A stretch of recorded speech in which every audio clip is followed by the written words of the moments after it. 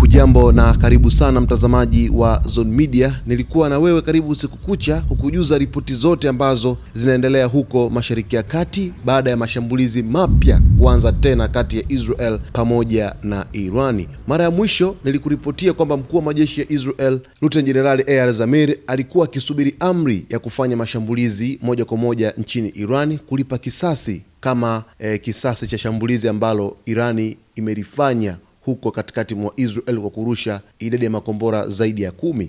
Sasa Israel imejibu mashambulizi nchini Irani baada ya milipuko kuripotiwa katika miji kadhaa ya Irani ikijumuisha uwanja wa ndege wa Tehran na kisiwa cha Kargi. Sasa jeshi la ulinzi la Israel limethibitisha kuwa limefanya operesheni za kijeshi zilizolenga miundombinu ya kijeshi Irani, huku mvutano kati ya mataifa hayo mawili ukiendelea kuongezeka. Kwa mujibu wa ripoti kutoka Tehran, milipuko imesikika katika maeneo mbalimbali ikiwemo mji wa Tehran, Isfahan na Tabriz. Ripoti nyingine zimeeleza kuwa baadhi ya mashambulizi huenda yalilenga maeneo yaliyo karibu na uwanja wa ndege wa Mehrabad mjini Tehran, huku maeneo mengine katika sehemu za kati za Irani yakiripotiwa kushambuliwa.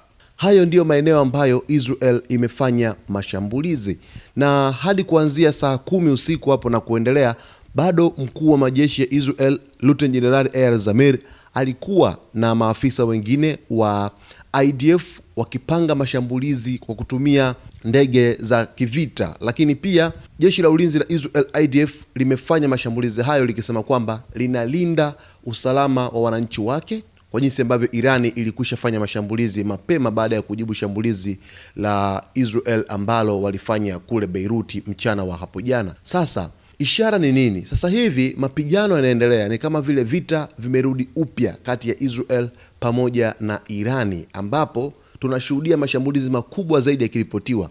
Kwa jinsi ambavyo mtazamaji unaona hapo, milipuko ilikuwa ni mikubwa ambayo imesikika katika maeneo hayo, na Irani ilisema kwamba endapo itashambuliwa basi moja kwa moja hawatasita kujibu mashambulizi yote ambayo yatafanywa na vikosi vya Israel kuelekea katika maeneo yao. Hapa wameshambulia kisiwa cha Kargi, kisiwa muhimu sana ambacho kinazalisha mafuta huko nchini Iran, lakini pia wameshambulia maeneo karibu na uwanja wa ndege wa Mehrabad mjini Tehran, ni uwanja wa ndege mkubwa sana.